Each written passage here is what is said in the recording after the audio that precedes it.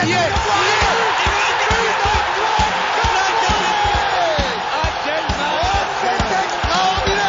Pauletta dans la surface, la frappe. Oh le but exceptionnel encore une fois face à un Barthez maudit devant le Portugais. Pedro Miguel Pauletta. Oh là là là là là là là là, Zlatan Ibrahimovic, 25e minute, le doublé en 2 minutes. Ça allait trop vite pour le mur, ça allait trop vite pour Steve Mandanda.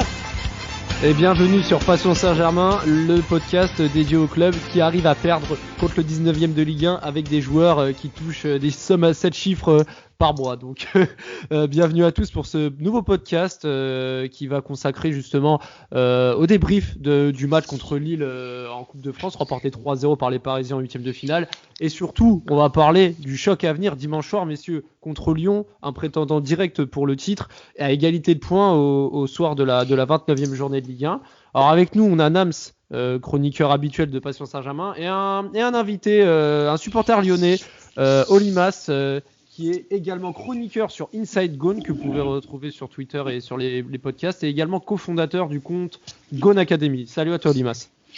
Salut à tous. Un plaisir d'être là pour parler de ce choc, et entre deux clubs quand même très importants en France, il faut le noter quand même.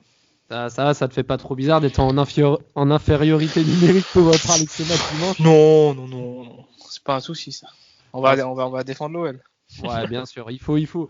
Alors là, on va commencer on va aborder quand même le match de Coupe de France du Paris Saint-Germain contre Lille. Nams, donc victoire 3-0 avec une prestation plutôt solide pour des Parisiens qui étaient très timorés dimanche soir là contre Nantes. Mbappé qui n'était pas prévu sur la pelouse, qui a claqué un petit doublé, Icardi qui sort sur blessure malheureusement, et encore un énorme match de Keylor Navas. Qu'est-ce que tu as retenu de ce match, toi, Nams? Bah c'est ça, je vais me répéter encore une fois. Comme dans les derniers podcasts, je retiens Navas. Navas qui arrête un penalty, Navas qui fait un arrêt face à... même 2 arrêts plutôt assez importants face à Burak Yilmaz. Et c'est 2 arrêts qui changent pour moi le cours du match. Le premier arrêt qui fait Burak qui ouvre son pied un peu face à Navas. Et quelques justement juste après, il y a le premier but parisien d'Icardi.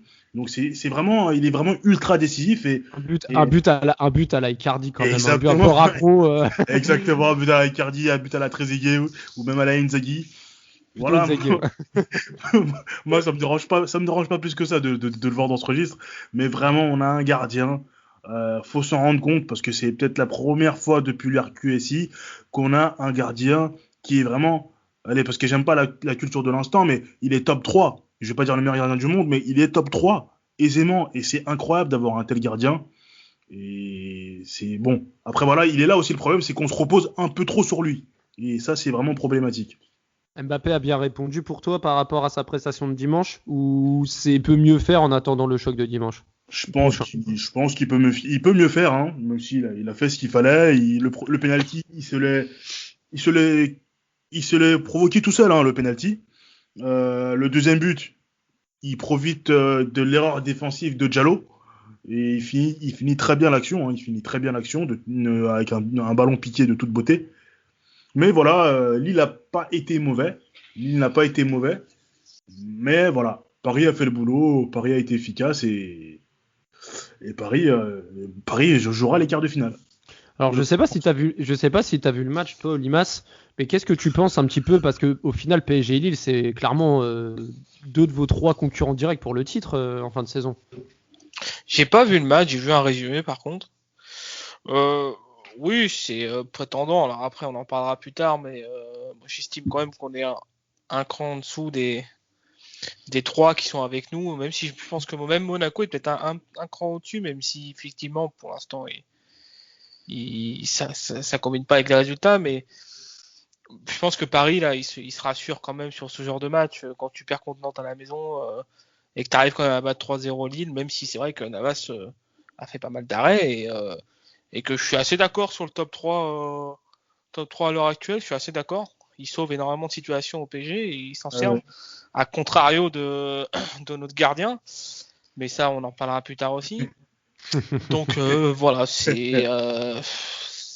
c'est un bon résultat pour le PSG. Je pense que Lille méritait peut-être un peu mieux, mais c'est toujours la même chose, quoi. Tu joues contre le PSG, quand tu joues le PSG à l'extérieur, tu peux pas non plus t'attendre. Faut être efficace, faut être efficace, faut les mettre au fond.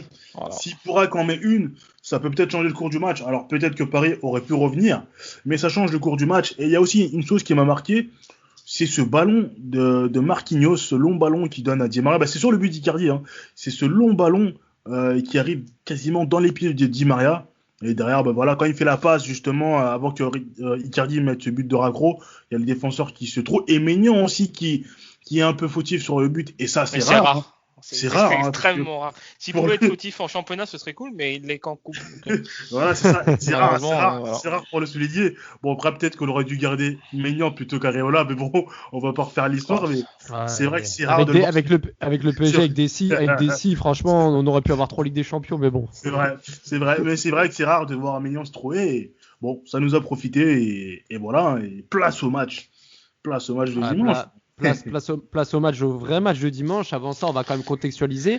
Avant de débriefer sur ce match et de parler de la forme des deux équipes, on va annoncer quand même l'officialisation du partenariat du podcast Passion Saint-Germain avec Betclic, notre nouveau partenaire, où il faut souligner l'importance, puisque ça fait seulement 3 mois que le podcast est sorti. Donc c'est un grand honneur d'être affilié à cette structure. On remercie notamment Sports Content pour ce gros travail.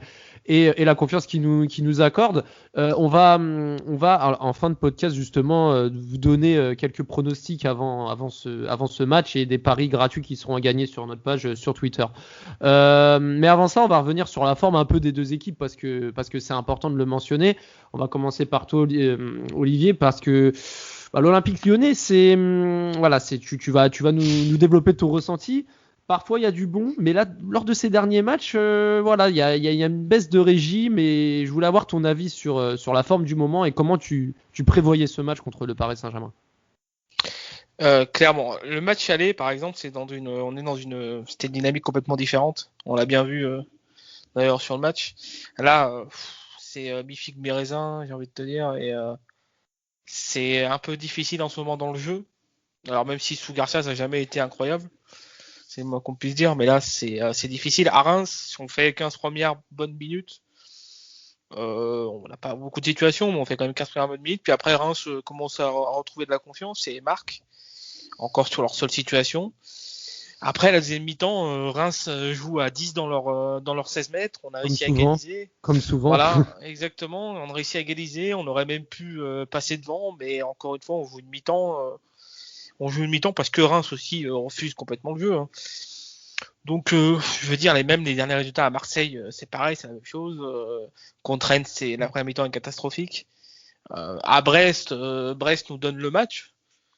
Et à domicile, même Montpellier, c'est vraiment pas terrible. Donc voilà, en ce moment, c'est pas fou. Il y a que la Coupe de France où quand la deuxième équipe joue, c'est un peu mieux, mais ça reste une Ligue 2 comme Sochaux ou Ajaccio le tour d'avant, donc on n'arrive pas non plus pleine confiance, clairement.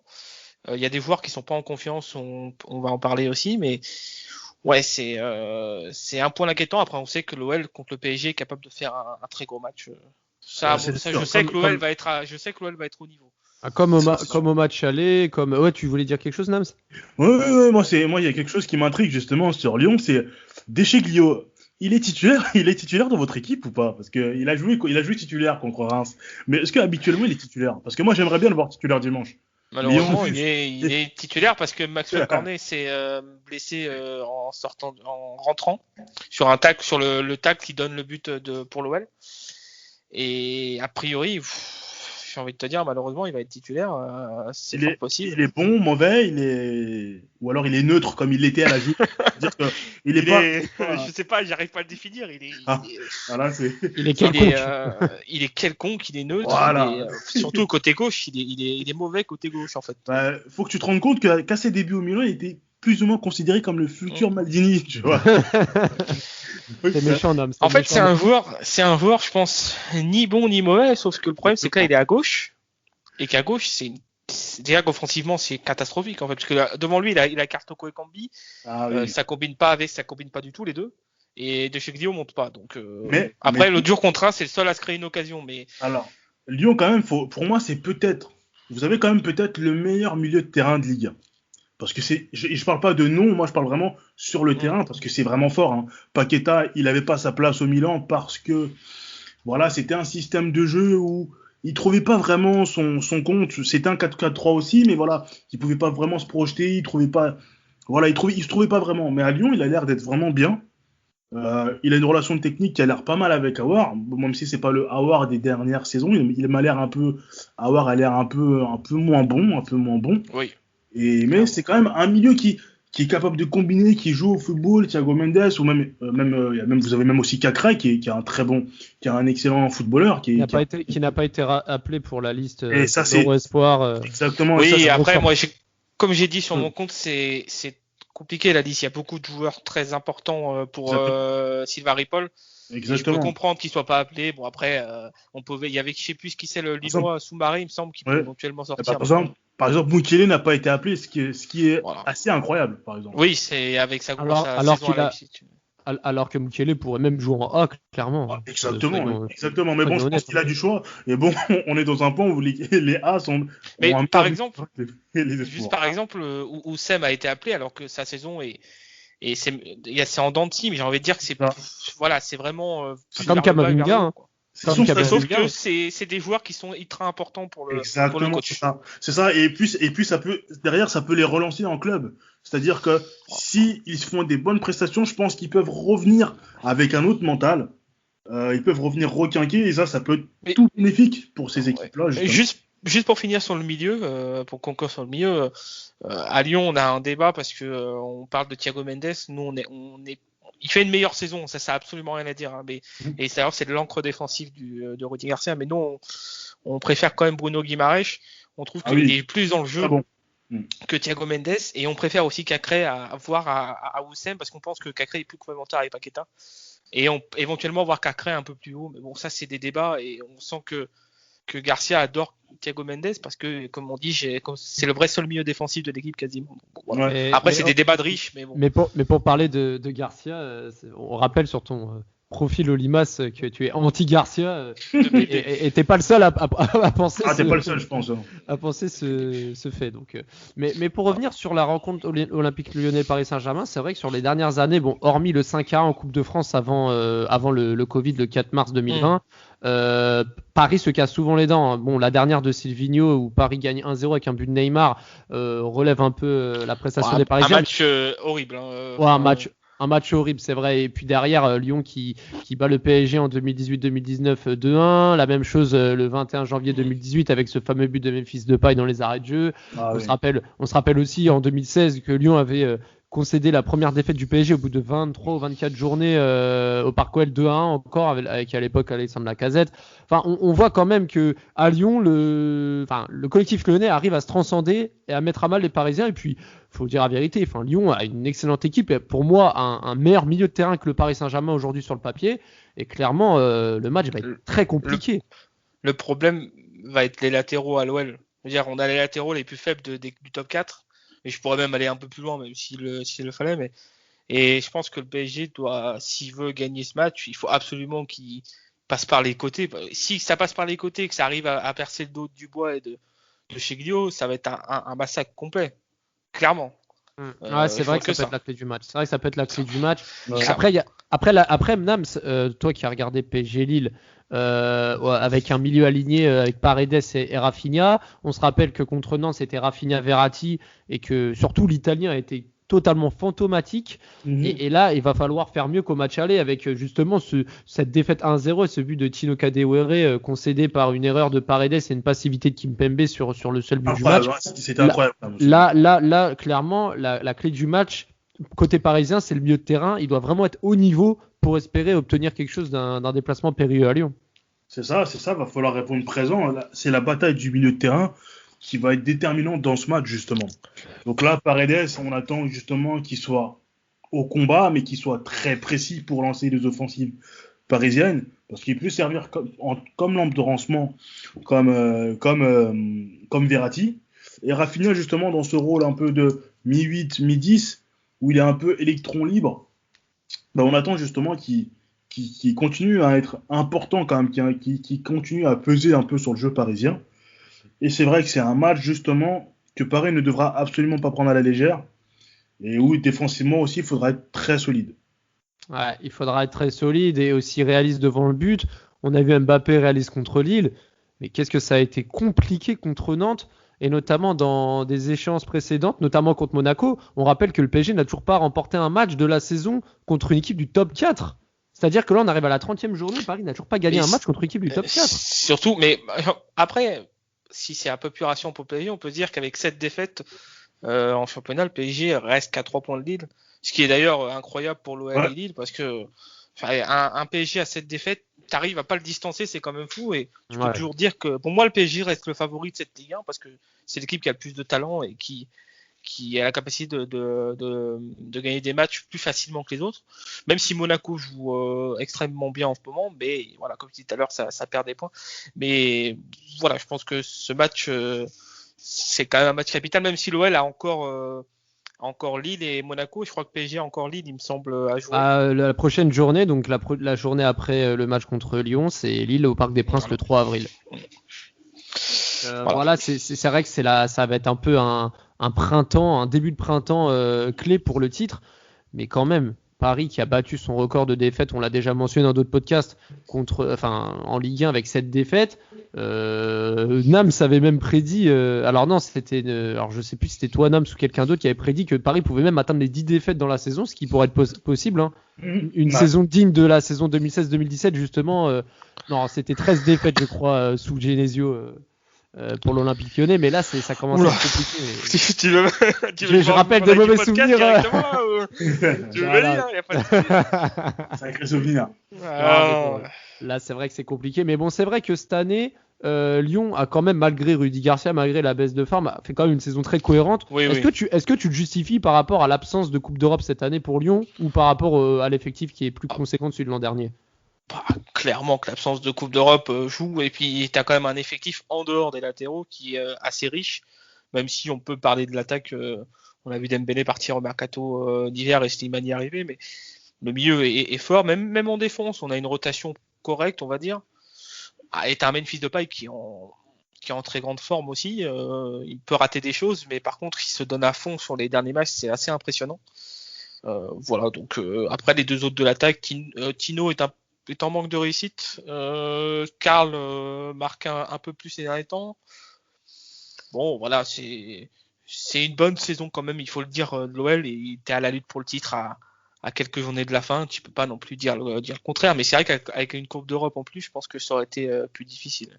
Ouais, c'est vrai, et comme on dit, hein, surtout dans une année un peu particulière avec la Covid et l'enchaînement des matchs tous les 3 jours, on a vu le Paris Saint-Germain et d'autres clubs perdre beaucoup de joueurs sur blessure. Surtout arrivé au mois de novembre, décembre, c'était très compliqué. Bon, là, il y a la trêve internationale qui. Et l'OL a aucun blessé, quasiment. Donc, En plus, donc ça y joue. Avant de passer au pronostic, messieurs, alors je vais vous poser tour à tour la question. Je vais commencer par toi, Limas. Quelle serait pour toi ta crainte, c'est-à-dire quel est pour toi le maillon fort du PSG qui pourrait mettre à mal l'équipe lyonnaise dimanche soir? Tu peux me donner un joueur, un groupe de joueurs, un système? Clairement Mbappé, je veux dire. Bon, et en plus il est en général en grande forme contre nous, quels que soient les matchs. Je me demande s'il a pas mis un triplé quasiment sur 2 matchs. S'il a marqué 2 triplés sur 2 matchs, je crois, et si je dis pas de bêtises. Il avait mis un quadruplé. Un quadruplé. Bon. Mais il en avait raté beaucoup aussi. Hein. Ouais, je me rappelle que Lopez avait fait au moins 5 arrêts avant, et puis il en a pris 4 de suite. Ouais. Voilà, c'était un match assez particulier. C'était assez incroyable.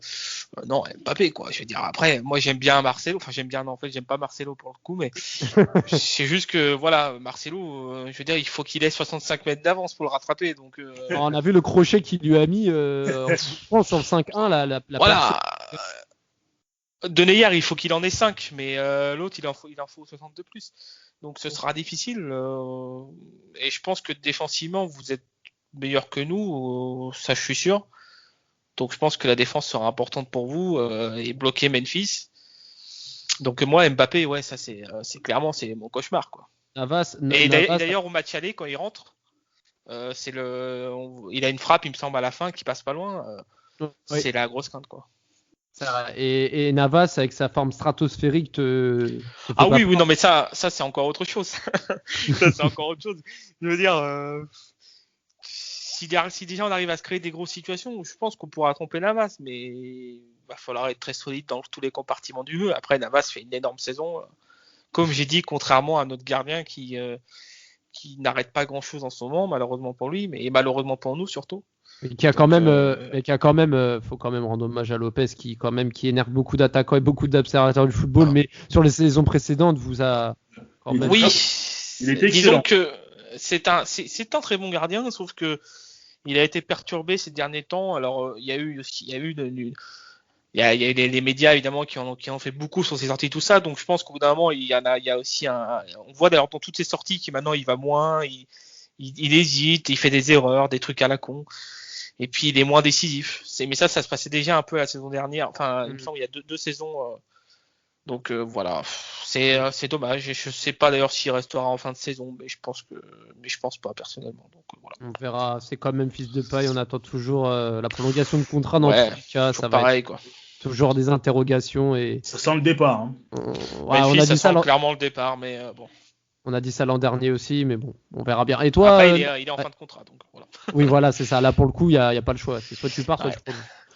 Et toi, Nams, les craintes concernant Lyon, des craintes en particulier pour ce match côté parisien? Alors, crainte côté parisien, je dirais plutôt, moi j'ai peur de la défense justement, de cette fébrilité. J'ai peur des latéraux.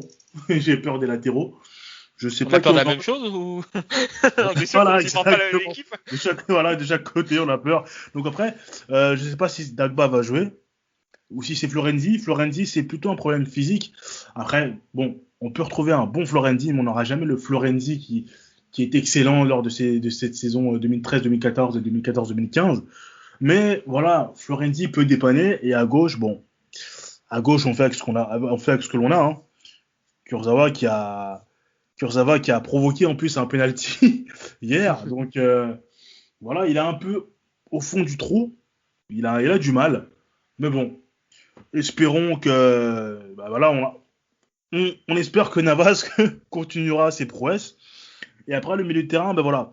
Le problème c'est que Verratti ne peut pas terminer ses matchs. Donc là aussi c'est problématique parce que je pense que ce sera un match à haute intensité. Donc il va falloir beaucoup se dépenser, beaucoup courir. J'aurais du mal à croire que Verratti puisse tenir 90 minutes. J'aurais aussi du mal à penser que Paredes puisse finir le match sans avoir de carton. Donc ça peut être aussi problématique. Draxler peut être aligné. Est-ce qu'il sera un fantôme? Ou est-ce qu'il fera une entrée similaire? Il jouera comme il a joué contre le Barça? C'est beaucoup d'interrogations. Mais côté lyonnais, toi, c'est qui pour toi tes craintes Et côté lyonnais, qui pourrait faire peur au PSG plutôt. C'est le milieu de terrain. Vraiment, c'est le milieu de terrain qui peut bouffer notre milieu de terrain. Vraiment, le milieu de terrain lyonnais, moi, il me fait peur. Et pour moi, c'est le meilleur milieu de terrain de Ligue 1. Et je partage ton avis également. Depay, même en étant irrégulier, peut-être fantomatique, il peut faire la différence à tout moment. Et Kadewere, mine de rien, c'est un bon petit joueur qui peut encore marquer, hein, comme à l'aller. Donc ouais, ça peut être vraiment compliqué comme match. Mais bon, je pense que si Paris veut le titre, il va falloir gagner ce match-là. Et c'est le type de match qu'il faut gagner. Je disais juste, il faut couper la relation au milieu de terrain entre Paqueta et Depay. Exactement. Et même Aouar en l'occurrence, qui adore combiner avec Depay, c'est des amis d'ailleurs. Ça c'est le truc important à faire parce qu'après, si Depay arrive à se retourner, à enchaîner les choses, ça peut être difficile pour le PSG. Donc voilà, c'est des petits paramètres. Après, je pense que Pochettino je pense, vu les matchs, et il le sait mieux que moi. Et nous, en tout cas. Voilà, en tout cas, dans tous les cas, il y aura des forces des deux côtés, des faiblesses aussi des deux côtés. Et Oui. les faiblesses sur le couloir, hein, parce que aussi côté parisien, je vais dire aussi que les couloirs parisiens sont pas non plus très très assurance tout risque. Bah nous on a un latéral droit qui centre dans les jambes, sur le gardien. Et voilà. Bah nous on a un latéral droit qui se sente pas du tout et qui prend aucun risque au nom de Dagba, et t'en as un autre qui ne sait même pas dans quel poste il joue, au nom de Kehrer, donc et Kurzawa qui provoque que des pénaltys, donc Oh là je pense là, qu'il y a un match aussi là-dessus. Non mais ouais. ça je me pense rappelle qu'on a- l'image où Kehrer est par terre et Depay le trace, il le dribble et Kehrer est sur les 4 fers en l'air. Oh là là, Je pense qu'on a les latéraux les plus faibles du top 4. Ah oui, ça. Ouais, bon, et là, pour le coup, on va terminer le podcast donc en rementionnant avec en partenaire BetClick les pronostics pour ce match. Donc on vous invite vous les auditeurs à pronostiquer sur la page Twitter de Passion Saint-Germain. On mettra un post où on fera remporter des free bets à un gagnant qui aura trouvé le bon pronostic et qui sera tiré au sort. Vous messieurs, je vais vous demander 3 pronos. Donc la victoire, donc le résultat du match, victoire, nul ou défaite, un buteur, donc ça peut être un buteur, une double chance ou pas de but, enfin comme vous voulez, et un troisième pari, un pari fun, donc un pari avec une cote assez élevée, un score exact ou un buteur improbable ou n'importe quoi, quelque chose de fun. Olimas, je vais commencer par toi. Pour le résultat du match, qu'est-ce que tu vois pour ce match? Moi, j'avais déjà parié sur Inside Gone d'une victoire 2-1. Alors, d'habitude, je suis pas optimiste, mais là, je me suis dit bon allez, on va se lâcher un petit peu. Une victoire 2-1 avec en buteur, enfin pour mon buteur. J'ai envie de dire Oussem Aouar parce que même s'il fait des mauvais matchs en ce moment, c'est un match où il est capable de sortir les doigts du cul et de montrer que c'est un très bon joueur. Donc, alors la victoire, alors juste je précise, la victoire de Lyon c'est 2,85 la cote sur BetClick. La victoire 2-1, score exact c'est 8,80, donc là pour le coup c'est un très très bon pari fun. Victoire 2-1 comme il y a 5 ans avec ce but de Cornet et de Darder. Il y a 5 ans ou 6 ans, je sais plus exactement. Ouais, en 2016 et puis aussi comme en 2018 aussi. Voilà, ouais, effectivement. Un score plausible. Et du coup ton buteur, tu m'as dit Aouar, c'est ça? Voilà. Aouar, alors je vais regarder, mais Aouar buteur, il est coté à 3,53, donc c'est très intéressant. Ce qui est pas mal. Et il joue assez haut en plus, il joue plus haut que Paqueta et il se projette assez beaucoup dans la. Après bon, le problème c'est qu'il a une frappe de moineau, donc il va falloir qu'il soit à 6 mètres de la cage, mais bon, c'est une possibilité. C'est vrai. Et toi, du coup, Nams, quels sont tes pronos pour le match sur les 3 critères? Alors, moi je dirais déjà victoire du PSG. Cote à 2,25. Ouais, victoire, score 1-2 pour Paris. Alors, tu vois en pari spécial 1-2. Alors, je vais regarder. 1-2, c'est 7,80. Un peu légèrement en dessous que le 2-1 de Lyon, mais une très belle cote. Et c'est quand même assez étonnant. Mais oui. Et en buteur, je verrais bien Mbappé, justement. Mbappé buteur. Alors, Mbappé buteur, c'est. Alors, je vais vous dire. C'est à 2,18. C'est pas mal comme cote. Franchement, c'est pas mal du tout. C'est pas mal. 2,18, c'est pas mal. C'est pas mal du tout. Parce que là, c'est vrai qu'on a 2 équipes qui attaquent bien, qui défendent moyennement. Enfin, il y a beaucoup de lacunes. C'est vrai que ça peut être un pour match. Moi, c'est quasiment impossible pour moi que ce match finisse sur un 0-0. J'aurais vraiment du mal à croire que ce match puisse finir sur un 0-0. Tu verrais aussi peut-être les 2 équipes marquent, quelque chose comme ça. Exact, c'est ça. Je trouve la cote. Faudrait que je trouve la cote des 2 équipes marquent, mais ouais, ça peut être un bon pari. Alors moi, je vais me mouiller. Alors je vais vous prendre à contre-pied, messieurs. Moi, je vois bien un match nul, 3,80. Je trouve que la cote est franchement intéressante. En score exact, je mettrais bien un partout. Donc c'est une cote autour de 8. Et je vois aussi. Alors je sais pas pourquoi. Du coup, je vais peut-être tenter le moins 2,5 buts. Une cote à 2,21. Je trouve que c'est pas dégueu. Parce que même si on mentionne le nombre de buts, etc., je sens quand même un match où les 2 équipes voudront pas perdre. Je pense que c'est un match. Voilà, c'est ça. Donc le 2-1 peut passer, mais dans le doute, j'ai envie de tenter la cote à 3,80 pour le match nul. Donc, et j'espère quand même que Paris va gagner. Et je pense que dans ce match, tout peut arriver dans ce match. Même un 0-0 pourri peut arriver. Donc voilà.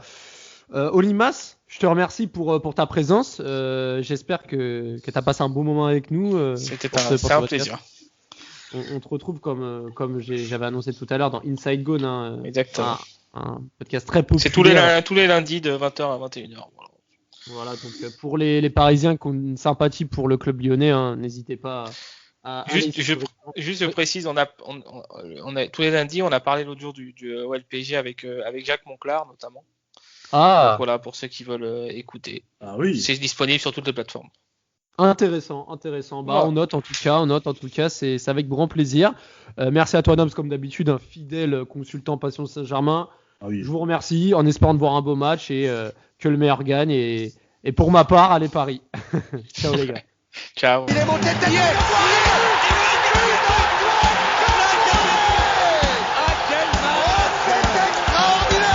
Pauletta dans la surface d'affaire. Oh le but exceptionnel encore une fois face à un Barthez maudit devant le Portugais. Pedro Miguel Pauletta. Oh là là là là là là là là Zlatan Ibrahimovic, 25e minute, le doublé en 2 minutes. Ça allait trop vite pour le mur, ça allait trop vite pour Steve Monanda.